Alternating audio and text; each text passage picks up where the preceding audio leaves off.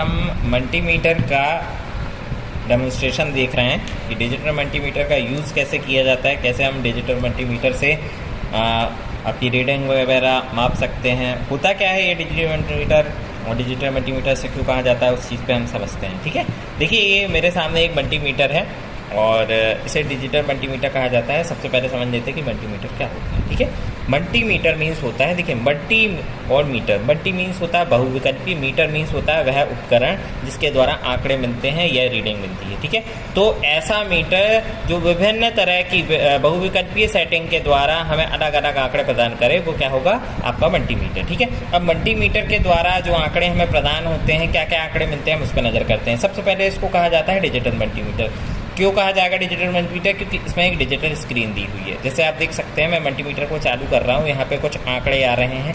ठीक है, इसलिए डिजिटल मल्टीमीटर कहलाता है। ठीक है, अब इस डिजिटल मल्टीमीटर में क्या क्या ऑप्शन होते हैं, क्या क्या विकल्प होते हैं, क्या क्या चीज़ें हमें प्राप्त होंगी, हम उस पर गौर करेंगे। ठीक है, तो यहाँ देखेंगे, देखिए डिजिटल मल्टीमीटर का ये स्केल डला हुआ है। ठीक है, स्केल पैटर्न। अब यहाँ पे देखेंगे, देखिए ये वोल्टेज का साइन दिया हुआ है, ये एम्पियर का साइन दिया हुआ है, ये बजर वैल्यू है। ठीक है, ये आपके पीएनपी और एनपीएन ट्रांजिस्टर के लिए दिए होंगे। ठीक है, ये रेजिस्टेंस का स्केल है और ये वोल्टेज का स्केल है। अब हम एक एक स्केल को समझते हैं और फिर ये जानते हैं कि कौन सा स्केल किस काम में आता है। ठीक है, सबसे पहले हम वोल्टेज के स्केल को समझते हैं। ठीक है, यहाँ देखेंगे वोल्टेज के नीचे आपको एक वेव का, ठीक है, लहर के जैसा यहाँ पे एक सिंबल दिखेगा छोटा सा। इसका मतलब होता है एसी, यानी ये एसी वोल्टेज को नापने के लिए प्रयोग किया जाता है। इस कैरेक्टर का प्रयोग होगा एसी वोल्टेज को नापने के लिए। एसी वोल्टेज क्या होता है? एसी वोल्टेज वह वोल्टेज होता है जो सिंगल फेज लाइन पे आता है, यानी आपके घर पे आने वाली जो डोमेस्टिक लाइन होती है उसका वोल्टेज अगर आपको मापना है तो आप इस सेलेक्टर पॉइंट का इस्तेमाल करेंगे। ठीक है, इसके अलावा जैसे आपको वोल्टेज नापना है एसी का, तो आप इस सेलेक्टर पॉइंट को एसी की तरफ लगा देंगे। यानी 200 वोल्ट का नापना हो तो 200 तक, अगर 200 से अधिक है तो उसको 600 पे कर देंगे। इसके अलावा दूसरा पॉइंट सेलेक्टर है हमारा क्या, अमीटर का। अमीटर जो रीडिंग होती है, ये करंट को नापने की यूनिट होती है, एम्पियर। ठीक है, तो यहाँ देखेंगे सबसे बड़ा स्केल दिया हुआ 10 एम्पियर का। इसके बाद ये सारे मिली एम्पियर के रेटिंग है, यानी 1 एम्पियर से कम की रेटिंग नापने के लिए ये स्केलर दिए हुए हैं। अगर हमें करंट नापना है और हमारी स्केलिंग 1 एम्पियर की है या 5 एम्पियर की या 10 एम्पियर से कम, तो हमारा स्केल घूमकर इस पे आ जाएगा। ठीक है, इसके अलावा यदि हमें कंटिन्यूटी टेस्ट करना हो, कंटिन्यूटी टेस्ट क्या होता है वो भी समझ लेते हैं। प्रीवियसली वीडियोस में मैंने आप लोगों को बताया था कि हम कोई भी सर्किट बनाने के बाद उसे सीरीज़ में जोड़ते हैं तथा सीरीज का अगर बल्ब जाता है तो उससे हमें समझ में आ जाता है कि हमारा सर्किट एकदम सही है और उसकी कंटिन्यूटी टेस्टिंग होती है। ठीक उसी तरह जब हमारे पास सीरीज़ नहीं होती तो हम इस मल्टीमीटर को बजर टेस्टिंग में लगाकर सर्किट के दोनों पॉइंट से जोड़ देते हैं और हमारा मल्टीमीटर एक बजर की आवाज़ देता है, जैसे बाइक का हॉर्न होता है उस तरह हमें बजर की आवाज़ आती है और बजर की आवाज़ आने से हमारे सर्किट की पुष्टि हो जाती है कि हमारा बनाया हुआ सर्किट एकदम सही है। ठीक है, तो इसके अलावा जो दूसरा हमारा पॉइंट है ये है रेजिस्टेंस का। याद रखिएगा स्टूडेंट, सबसे ज़्यादा मल्टीमीटर में इसी ऑप्शन का प्रयोग किया जाता है। ठीक है, ये ओम का सिंबल है, ओम यूनिट होती है प्रतिरोध यानी रेजिस्टेंस की। अब यहाँ पे रेजिस्टेंस के अलग अलग स्केल दिए हो, यानी ये 200 ओम या 200 ओम से कम प्रतिरोध के मापने के लिए ये स्केल है। फिर ये 2000 ओम या उससे कम नापने के लिए ये स्केल दी हुई है। ये 20000 ओम या उससे कम नापने के लिए ये 200 किलो ओम है और ये आपका 2 मेगा ओम। ठीक है, अब यहाँ देखेंगे इस स्केल के नीचे 2K के नीचे एक डायोड का सिंबल बना हुआ है। स्टूडेंट याद रखिएगा, ये मल्टीमीटर में जहाँ पे भी ये डायोड का सिंबल दिया हो तो वहाँ समझिएगा कि इस पॉइंट में आपके 2 ऑप्शन होते हैं। पहली चीज़, आप इससे प्रतिरोध नाप सकते हैं, साथ ही साथ आप इससे डायोड टेस्टिंग कर सकते हैं। ठीक है, इसके अलावा इसकी पुष्टि जैसे करनी है, जैसे आपको प्रतिरोध नापना है तो आप यहाँ पे प्रतिरोध के सेक्शन में लगाएंगे। अगर आपका प्रतिरोध 200 ओम से ज़्यादा है तो स्केल को आप आगे की तरफ इस तरह से बढ़ा देंगे, आपकी रीडिंग आने लगेगी। साथ ही साथ अगर आप डायोड टेस्टिंग भी कर रहे हैं तो आपको सेलेक्टर को इसी डायोड वाले ऑप्शन पे रखना होगा।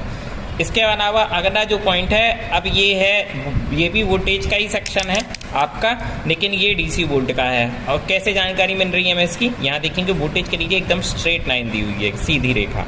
ठीक है, याद रखिएगा सीधी रेखा डीसी को दर्शाती है और जो ऊपर नीचे या लहरदार होती है रेखा ये एसी को दर्शाती है। तो ये डीसी वोल्टेज का सेक्शन है, ये मिली वोल्ट का सेक्शन है। यहाँ पे 200 मिली वोल्ट है, 2 वोल्ट है, 20 वोल्ट है और 200 वोल्ट है और ये 600 का है। आपको जितना वोल्टेज नापना है आप उस सेटिंग पे इसको लगाकर वोल्टेज को नाप सकते हैं। ठीक है, इसके अलावा नीचे प्रॉप्स होती हैं। प्रॉप्स माने वो लीड जिनके द्वारा आप मल्टीमीटर की टेस्टिंग करते हैं। अब हम उनसे भी समझ लेते हैं कि लीड्स कौन कौन सी होती हैं हमारी। तो स्टूडेंट्स, सारे मल्टीमीटर में लगभग सामान्य तौर पर 2 तरह की लीडों का प्रयोग किया जाता है, एक रेड होती है और एक ब्लैक होती है। याद रखिएगा, रेड को हम पॉजिटिव प्रॉप कहते हैं और ब्लैक को नेगेटिव प्रॉप कहते हैं। ठीक है, पॉजिटिव वाली होगी आपकी रेड वाली और जो नेगेटिव होगी वो ब्लैक वाली प्रॉप होती है। ठीक है, साधारण तौर पर। अब हमेशा याद रखिएगा, हमेशा जो रेड प्रॉप होगी ये हमेशा लगाई जाती है वोल्टेज, ओम और मिली एम्पियर वाले सेक्शन में। याद रखिएगा, जहाँ पे भी आप मल्टीमीटर, कोई भी मल्टीमीटर जब प्रयोग करेंगे तो आप देखेंगे जहाँ पे भी ये सेक्शन दिया हो वोल्टेज, ओम, मिली एम्पियर का, वहाँ लगाई जाएगी हमेशा पॉजिटिव प्रॉप यानी आपकी रेड प्रॉप। ठीक है, हमेशा। और साथ ही साथ कॉमन वाले पॉइंट में हमेशा लगाई जाती है आपकी ब्लैक प्रॉप, इसे माइनस प्रॉप भी कहते हो, कॉमन में भी यही प्रयोग होती है। अब इन केस आप देख रहे हैं दूसरा ऑप्शन है आपका 10 एम्पियर का, ये कब इस्तेमाल होगा इसकी भी जानकारी दे रहा हूं मैं आपको। देखिए, आप देखेंगे करंट वाले सेक्शन पर, यहाँ देखेंगे आप करंट वाले सेक्शन पर 10 एम्पियर मापा का यहाँ मापने का ऑप्शन है। जब हमें 10 एम्पियर की धारा मापनी हो तो हम क्या करेंगे, इस सेलेक्टर को 10 एम्पियर में रखेंगे और ये जो प्रॉप है ये चली जाएगी 10 एम्पियर। ठीक है, इसके द्वारा आप 10 एम्पियर का करंट रेटिंग नाप सकते हैं या उससे कम। ठीक है, अगर आपका करंट रेटिंग 200 मिली एम्पियर है या उससे कम है तो फिर सेलेक्टर पॉइंट यहाँ आएगा और फिर ये स्केल यहाँ लगेगा। क्यों लगेगा वो भी मैं बता रहा हूँ। यहाँ देखिए आप, मिली एम्पियर लिखा हुआ है और ये भी मिली एम्पियर का स्केल है, इसलिए ये प्रॉप यहाँ लगाई जाएगी, ना कि इधर पे। ठीक है, इसके अलावा हमेशा जब भी आप मल्टीमीटर प्रयोग करें ब्लैक प्रॉप हमेशा कॉमन में ही लगाई जाएगी। ठीक है, कभी भी इन प्रॉप को आप अदला बदली नहीं करेंगे, रूल को फॉलो करते हुए हमेशा ब्लैक प्रॉप कॉमन में लगाई जाएगी तथा वोल्टेज, प्रतिरोध या मिली एम्पियर की धारा मापने के लिए रेड प्रॉप को हमेशा इस सेलेक्टर पॉइंट में लगाया जाएगा। ठीक है, अब हम कुछ डेमोन्स्ट्रेशन देखते हैं कि हमारा मल्टीमीटर किस प्रकार कार्य करेगा। ठीक है, तो यहाँ देखें, हम सबसे पहले प्रतिरोध का मापांकन करते हैं। प्रतिरोध मीन्स रेजिस्टेंस होता है स्टूडेंट्स। ठीक है, अब यहाँ रेजिस्टेंस नापने के लिए देखिए मैंने क्या किया हुआ है। ठीक है, मेरे पास एक कार्बन रेजिस्टेंस है और ये आपने देखा होगा ज़्यादातर इलेक्ट्रॉनिक्स से सर्किट्स वगैरह में देखा होगा आप लोगों ने। ठीक है, ये कार्बन रेजिस्टेंस हैगा और इस कार्बन रेजिस्टेंस का मैं प्रतिरोध मापूंगा। देखिए, नापने के लिए क्या किया है, सेलेक्टर को मैंने ओम के सेक्शन पे रखा है। सबसे पहले हम 200 ओम पे रखेंगे ये देखने के लिए कि हमारी रीडिंग आती है या नहीं। अगर 200 ओम पे भी रीडिंग एक ही दिखाया तो हम स्केल को आगे बढ़ाएंगे। तो सबसे पहले हम इसे 200 पे सेट कर लेते हैं। ठीक है, रेड वाली हमने लगाई हुई है ओम वाले सेक्शन में देखेंगे और कॉमन वाली कॉमन पे ही है। ठीक है, अब हम यहाँ रेजिस्टेंस को मल्टीमीटर से जोड़ रहे हैं। यहाँ देखेंगे स्टूडेंट्स, एक दिखा रहा है, मतलब इसका मतलब ये हुआ कि हमारा जो स्केल है वो कम पड़ रहा है, यानी इस प्रतिरोध का मान आपके 200 ओम से अधिक है। तो हम क्या करेंगे, सेलेक्टर स्विच को एक बार और आगे बढ़ाएंगे, 2000 किलो ओम पे करेंगे।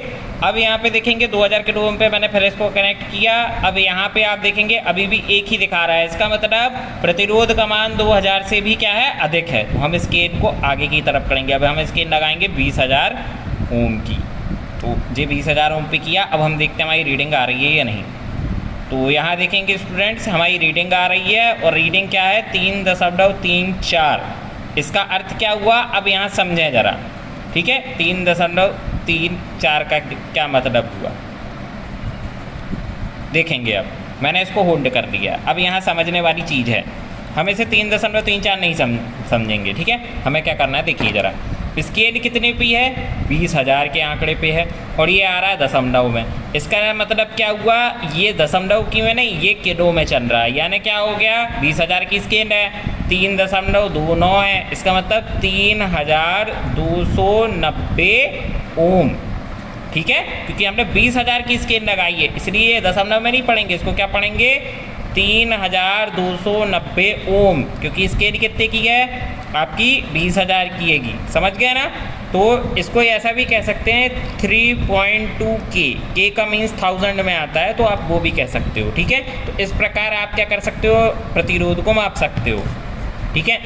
इसके अलावा यदि अब हमें मापना हो वोल्टेज, तो हम वोल्टेज का भी उदाहरण लेते हैं, ठीक है। अब जैसे देखिए यहाँ पे हम एक छोटा उदाहरण लेते हैं, ये देख सकते हैं आप 9 वोल्ट की बैटरी है, जो साधारणतः आप लोगों ने देखा होगा छोटे इलेक्ट्रॉनिक्स काफ़ी चीज़ों में ये लगाई जाती है कि, तो हम इसका वोल्टेज चेक करेंगे, देखते हैं, ठीक है। तो वोल्टेज चेक करने के लिए पहली चीज़ तो ये क्या है, बैटरी है, और आपको पता होना चाहिए कि बैटरी में कौन सा वोल्टेज होता है। तो याद रखिएगा जितने भी बैटरी, जितने भी सेल, ठीक है, सारे के सारे कौन सा वोल्टेज गेन करते हैं, कौन सा वोल्टेज हमें प्रदान करते हैं, डीसी। तो हम इस सेलेक्टर को लगाएंगे डीसी वोल्ट पे। अब यहाँ देखेंगे ये एसी है, ये है डीसी, तो हम डीसी के सेलेक्टर पे लगाएंगे। अब 9 वोल्ट लिखा हुआ है, 200 मिली वोल्ट दिया हुआ है, तो मिली वोल्ट पे नहीं, ठीक है। इसे हम लगाएंगे किस पे, 20 पे, क्योंकि 2 का स्केल कम पड़ जाएगा, 20 का एकदम पर्याप्त है, ठीक है। अब हम इसको बैटरी को इस लीड से जोड़ते हैं। देखिए प्रॉप में कोई बदलाव नहीं होगा, क्यों नहीं होगा वो भी समझ लेते हैं। देखो ये वोल्टेज नापना है, ये वोल्टेज का सिलेक्शन है, इसलिए प्लस वाली वोल्टेज के कॉलम में होगी और कॉमन वाली कॉमन में ही, ठीक है। अब हम प्रॉप को जोड़ रहे हैं। अब यहाँ देखेंगे वोल्टेज पर नज़र, देखिए वोल्टेज दिया हुआ है 9 वोल्ट। अब देखते हैं इसमें कितना वोल्टेज है, तो ये मैंने प्रॉप लगाई, देखिए यहाँ पे वोल्टेज आ रहा है 9.5, ठीक है, 0.5 का फ़र्क है, इसलिए ये कोई बड़ी चीज़ नहीं है, बैटरी में इतना पॉइंट चल जाता है, ठीक है। अब यहाँ देखेंगे मैंने यहाँ पे रीडिंग लगाने पे आपको देखिए सीधे सीधे आंकड़े मिल रहे हैं, लेकिन अगर मैं ये प्रॉप को बदल देता हूँ तो यहाँ देखेंगे वही वैल्यू मिलेगी आपको, लेकिन माइनस में आ रही है। क्यों आ रही है, क्योंकि आपने प्रॉप की डायरेक्शन चेंज कर दी है, ठीक है। याद रखिएगा कभी भी डीसी का वोल्टेज नापते हैं तो अगर ऐसा माइनस आ जाती तो इसका मतलब ये नहीं है आपने गलत रीडिंग ली है, इसका मतलब ये हुआ कि आपने प्रॉप उल्टी लगा दी है, ठीक है। इससे वोल्टेज में कोई खास फर्क नहीं आएगा, लेकिन आपको प्लस माइनस का ज्ञान होना चाहिए, ठीक है। इसके बाद इसमें ये बजर टेस्टिंग की बात आती है। अब जैसे ये बजर टेस्टिंग क्या होता है वो भी समझ लेते हैं, ठीक है। ये बजर टेस्टिंग इधर लगा दिया। अब मैं देखो बजर में भी सेम आपको क्या करना है, क्योंकि ये ओम के सेलेक्टर स्विच में आता है। देखो ये बजर वाला है, ये ओम में ही आता है, ओम के सेलेक्टर में साइड में आता है, तो इसको भी इसी पोजीशन में इसकी सेटिंग रखेंगे और देखते हैं। आप देख सकते हैं हद की बजर की आवाज़ आ रही होगी, ठीक है, ये बजर कंटिन्यूटी कहलाती है। अब पुष्टि करते हैं कि ये बजर कंटिन्यूटी भाई कितनी सही है, ठीक है। तो इसके लिए इसकी पुष्टि करने के लिए मैं एक छोटे से तार का सहारा ले रहा हूँ, ठीक है। देखिए कंटिन्यूटी टेस्ट होती है, यानी हमारा परिपथ एकदम सही है, टूटा हुआ नहीं है। आप देखिए उदाहरण के तौर पे ये एक वायर है, ठीक है, आप देख सकते हैं ये पूरी तरह से जुड़ा हुआ है, कहीं से भी इसमें कोई त्रुटि नहीं है। अब हम पुष्टि करेंगे कि कंटिन्यूटी टेस्ट वाकई में सही हमें इंडिकेशन देता है। तो देखिए मैं कंटिन्यूटी में, ये कंटिन्यूटी सेटिंग पे है और मैं वायर के दोनों सिरे को जोड़ रहा हूँ। अगर हमारा बजर बजता है तो इसका मतलब हमारी कंटिन्यूटी आ रही है। तो देखिए ठीक है, आपको देखिए बजर की आवाज़ सुनाई दे रही है, इसका मतलब हमारी कंटिन्यूटी एकदम सही है। इस तरह से आप अपने बनाए हुए सर्किट की पुष्टि कर सकते हैं, ठीक है। तो अब जो निष्कर्ष निकलता है, क्या चीज़ें हमें याद रखनी है मल्टीमीटर के लिए, वो चीज़ पे हम गौर करते हैं, ठीक है भाई। ये चीज़ें तो आपको समझ में आ गई होंगी, ठीक है। अब यहाँ गौर करें, देखें यहाँ देखिए मल्टीमीटर में हमें क्या क्या सेटिंगें मिलती हैं और क्या क्या चीज़ें हम इससे नाप सकते हैं, मेजर कर सकते हैं। इससे वोल्टेज नापा जा सकता है, ठीक है, कौन सा, एसी और डीसी, ठीक है, एसी का भी और डीसी का भी। करंट नापा जा सकता है किसका, एम्पियर में और मिली एम्पियर। एम्पियर में या 10 एम्पियर का स्केल था यहाँ पे, ये देख सकते हो आप, और मिली एम्पियर यानी 1 एम्पियर से कम की धारा, ठीक है। इसके बाद रेजिस्टेंस नापा जा सकता है यानी ओम में, ये रेजिस्टेंस ओम का सिंबल है, तो इससे प्रतिरोध नापा जा सकता है। डायोड टेस्टिंग की जा सकती है, जिसके लिए यहाँ पे पॉइंट मैंने बताया हुआ था, डायोड टेस्ट किया जा सकता है। कंटिन्यूटी टेस्ट यानी अभी जो बजर प्रेजेंटेशन मैंने आपको दी थी वो, ठीक है। तो ये सारे जो टेस्टिंग है वो मल्टीमीटर के मदद से किए जा सकते हैं, ठीक है। इसके अलावा मल्टीमीटर में एक पॉइंट और होता है जिसे हम कह देते हैं हमारा ट्रांजिस्टर टेस्टिंग, ठीक है। तो इससे ट्रांजिस्टर भी टेस्ट किए जा सकते हैं, ठीक है। ट्रांजिस्टर भी टेस्ट किया जा सकता है, ये इलेक्ट्रॉनिक्स के अकॉर्डिंग आता है, तो ये ऑप्शन भी इस पर मिलता है। ठीक है, तो ये जो सारे हमारे ऑप्शन हैं ये सारे हमको एक ही मीटर से मिल जाते हैं, इसलिए इसे बहुविकल्पीय मीटर कहा जाता है। ठीक है, मीटर एक ही होता है और सारी चीज़ें इसमें मिलती हैं। ठीक है, इस डिजिटल मल्टीमीटर की जो खासियतें होती है वो क्या होती है वो भी समझ लेते हैं। देखिए, पहली चीज़ तो इसमें डिजिटल स्केल दिया होता है, इसलिए आपको आंकड़े एकदम सरलता से समझ में आते हैं, जो आंकड़े होते हैं एकदम स्पष्ट होते हैं। दूसरी चीज़, इसको आप अंधेरी जगह पे भी उपयोग कर सकते हैं, जैसे कम रोशनी है वहाँ पे आपको लाइट दिया हुआ है, ब्राइट करके इसको आप दबाएंगे तो लाइट जलने लगेगी, इजी विजिबिलिटी रहती है। दूसरी चीज़, उपयोग करने में बहुत आसान रहता है क्योंकि इसमें सरलता से सारी चीज़ दी हुई है, सारे आंकड़े हैं। बस ये है कि आपको क्या आंकड़े पढ़ने हैं, क्या रीडिंग निकालनी है, उसकी सेटिंग की सही जानकारी होनी चाहिए। ठीक है, दूसरी चीज़, अब प्रॉप पे निर्देशन है। जैसे प्रॉप, इसमें दो प्रॉप होती हैं, एक होती है ब्लैक जिसे माइनस भी कहते हैं और ये कॉमन भी कहलाती है। ठीक है, इसे हमेशा कॉमन में यूज़ करना है। रेड वाली प्लस की कहलाएगी, साथ ही साथ हमेशा इसका इस्तेमाल इसी सेक्शन में होगा, यानी कौन से सेक्शन में, जहाँ वोल्टेज ओम और मिली एम्पियर दर्शाया गया हो, यहाँ हमेशा पॉजिटिव प्रॉप लगेगी। कॉमन में हमेशा ब्लैक लगाया जाएगा, और यदि आपको 10 एम्पियर की धारा या उससे कम की धारा नापनी हो तो ये रेड प्रॉप यहाँ लगेगी और सेलेक्टर स्विच का स्केलर चला जाएगा आपके 10 एम्पियर। ठीक है, इसकी पुष्टि आपको याद रखनी। दूसरी चीज़, अब सावधानियाँ क्या हैं वो भी समझ लें। सबसे पहली चीज़, जब भी आप वोल्टेज नापेंगे तो आपको पता होना चाहिए जो वोल्टेज आप नाप रहे हैं वो किस प्रकृति का है, यानी मीन्स एसी है या डीसी।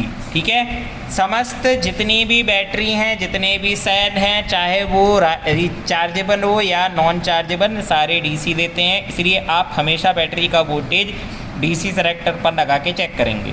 अन्यथा इसके अलावा एसी का वोल्टेज इस एसी सेलेक्टर पॉइंट पे भी प्रयोग किया जाएगा। दूसरी चीज़, सावधानी मैं आपको बता रहा हूँ, इस चीज़ को गौर करिएगा, कभी भी मल्टीमीटर को, जो मैं आपको दिखा रहा हूँ डिजिटल मल्टीमीटर, यानी ये जो आप देख रहे हैं, इस तरह के मल्टीमीटर को कभी भी आप सिंगल फेस के डायरेक्ट वोल्टेज नापने पे उपयोग ना करें। क्यों? क्योंकि ये अनफ्यूज्ड मल्टीमीटर है, यानी इनमें फ्यूज़ नहीं लगा होता, जिसके कारण अगर आपने कभी इसको, मान लिए जैसे टेस्टिंग का ऑप्शन दिया हुआ है, लेकिन ये क्योंकि क्या है, अनफ्यूज्ड मल्टीमीटर है, यानी इसमें फ्यूज़ नहीं लगा हुआ है, जिसके कारण क्या होता है, जैसे अगर आप वोल्टेज नापने के लिए ये प्रॉप को जोड़ देते हैं, ठीक है, आपने वोल्टेज लगा दिया 200 पे सेटिंग कर दी और आपने लगा दिया सिंगल फेस के सॉकेट में, ठीक है, या स्केल को 600 पे भी कर दोगे तो भी होता ये है, क्योंकि वो जो आपका मल्टीमीटर है इसमें फ्यूज़ नहीं लगा हुआ, इसलिए हाई वोल्टेज के कारण ये मल्टीमीटर जलने के चांस होते हैं। इसलिए कभी भी डिजिटल मल्टीमीटर को, खासकर इस तरह के मीटर से, कभी भी आप सिंगल फेस की डायरेक्ट लाइन नापने की कोशिश ना करें। कोशिश करें कि ज़्यादा से ज़्यादा आप एसी के वोल्टेज को ही नापें, इसको ऑप्शन को उपयोग ना करें।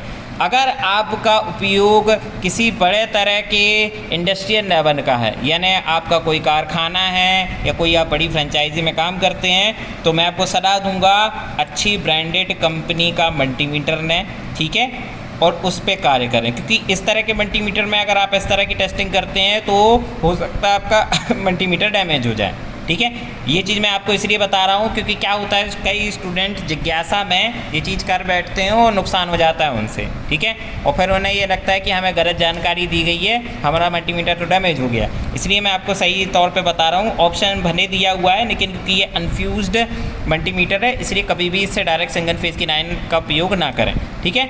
बाकी कभी भी आपको जब भी कोई टेस्टिंग करनी हो तो सबसे पहले जानकारी लेने कि आंकड़े आपके किस प्रकृति के हैं, उस हिसाब से मल्टीमीटर का प्रयोग करें, कभी आपका मल्टीमीटर ख़राब नहीं होगा, ठीक है। दूसरी चीज़, ये चीज़ का ध्यान रखें आप कि मल्टीमीटर से हमको क्या क्या चीज़ों के आंकड़े मिलते हैं। तो मल्टीमीटर के थ्रू हमें वोल्टेज नापा जाता है सरलता से, एसी और डीसी, इसके द्वारा धारा यानी करंट नापी जा सकती है, और कौन सी, एम्परेज यानी 1 एम्पियर की धारा भी और 1 एम्पियर से कम की भी।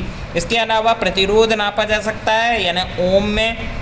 डायोड टेस्ट किए जा सकते हैं, ठीक है, डायोड टेस्टिंग की मदद से। कंटिन्यूटी टेस्ट मिलता है हमें बजर, और हम इससे ट्रांजिस्टर टेस्टिंग भी कर सकते हैं, ठीक है। इसके अलावा मल्टीमीटर में हमारे पास 2 प्रॉपें होती हैं, एक ब्लैक होती है जिसे कॉमन या माइनस की प्रॉप कहा जाता है, और दूसरी होती है रेड जिसे प्लस की प्रॉप कहा जाता है, ठीक है।